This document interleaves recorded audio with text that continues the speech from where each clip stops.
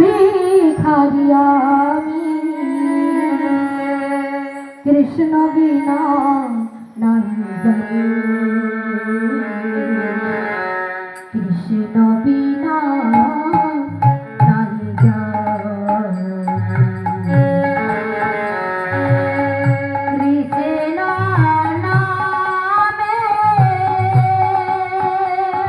নামে ভিখারি আমি কৃষ্ণ বিনা নাহি জানি কৃষ্ণ বিনা নাহি জানি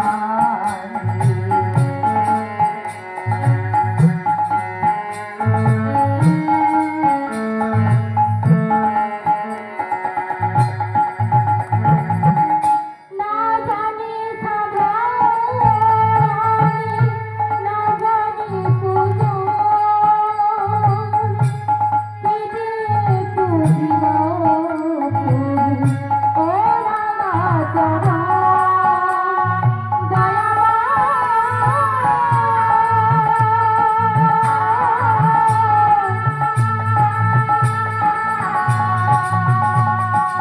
ও কৃপা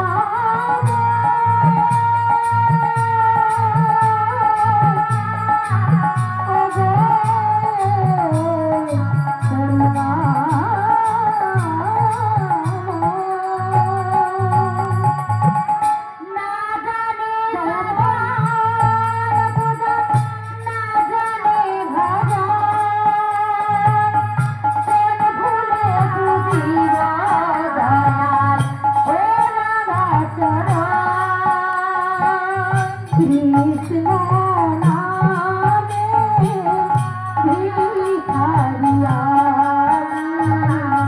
কৃষ্ণ বিনা নাহি জানি কৃষ্ণ বিনা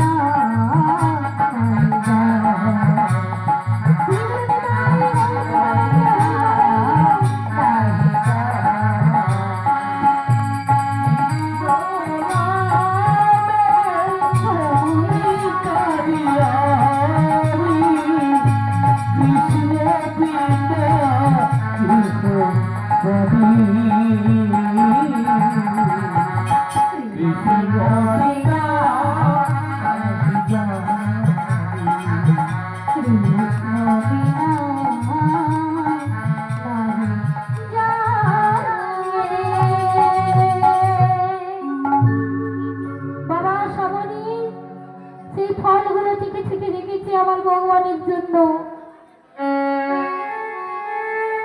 কি গো আমার কাঙালের ঠাকুর আমার দয়াময় তিনি যে ভক্তির ভগবান,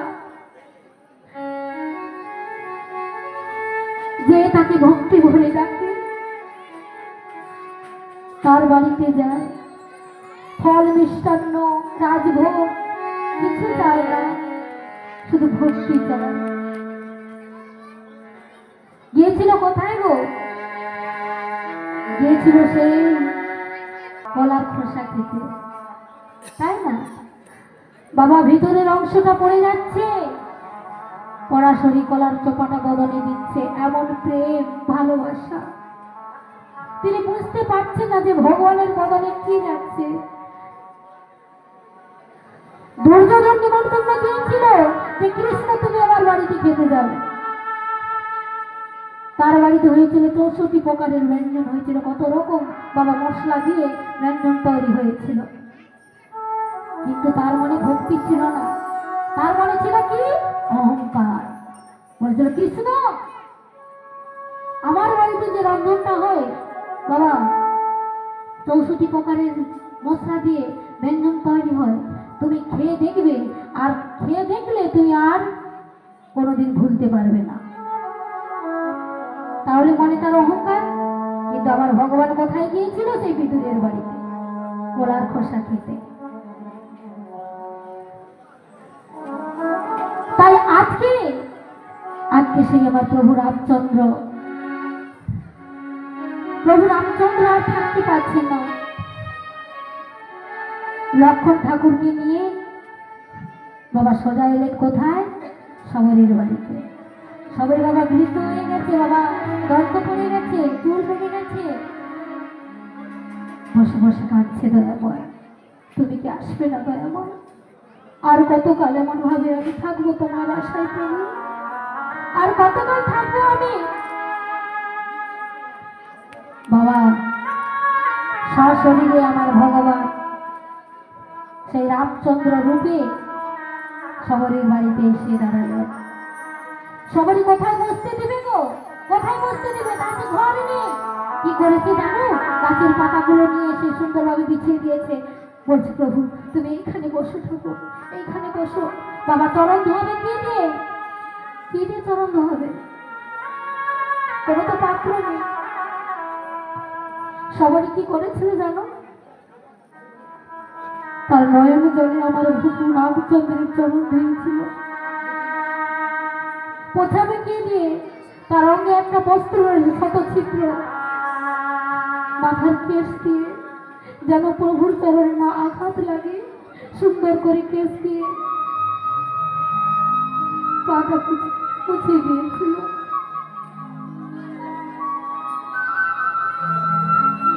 সবারই এমন ভাবে আমার প্রভু রামচন্দ্রকে ভালোবেসেছিলেন।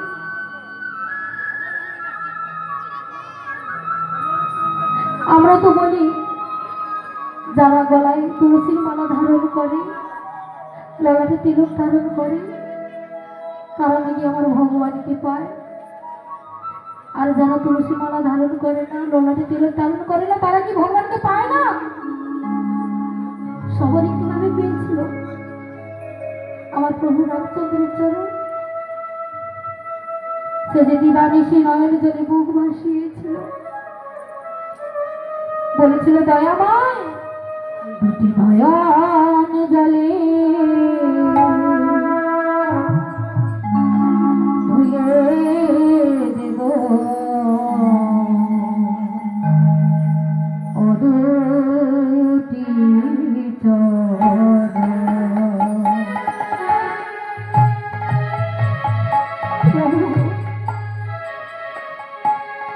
দুটি নয়ন জলে ধুয়ে দেব ও দুটি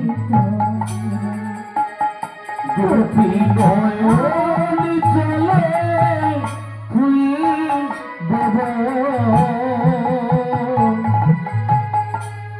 ও দুটি চরণ। আমার দেওয়ার মতো কিছু নাই দয়াময়।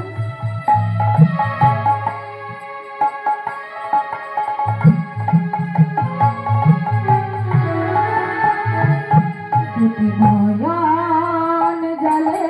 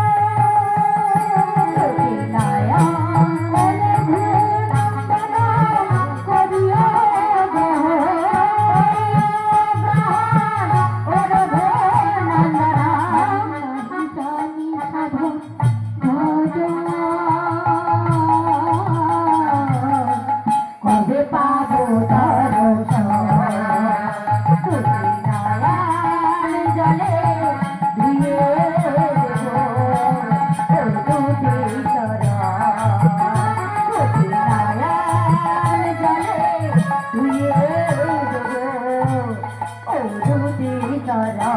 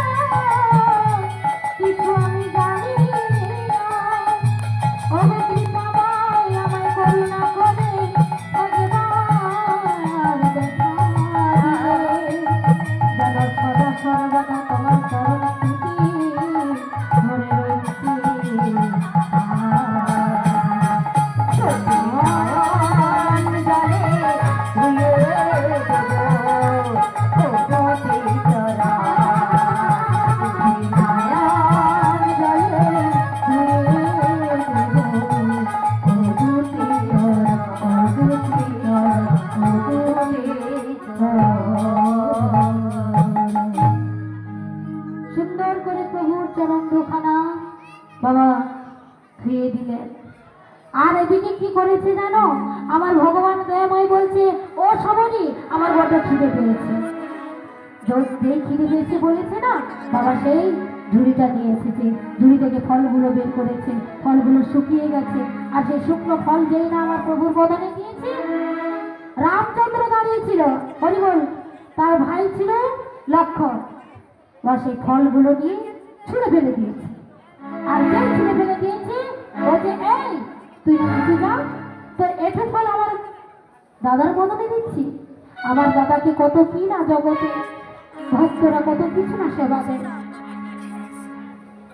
সেইখানে বাবা অভিশাপ দিয়েছিলেন, সবরই অভিশাপ দিয়েছিলেন, শোনো তুমি লক্ষণ আমার ভগবানের ভাই হতে পারো, তোমায় আমি অভিশাপ দিচ্ছি, যে ফলটা তুমি ছুঁড়ে মারলে ওই ফল থেকে একটা গাছ সৃষ্টি হবে, সেই গাছের পাতা না হলে তুমি বাঁচবে না। বাবা সেই গাছটা কি? বিষণ্ণকরণীর গাছ। আর যখন রাম রাবণের যুদ্ধ হলো, বাবা লক্ষণের শক্তি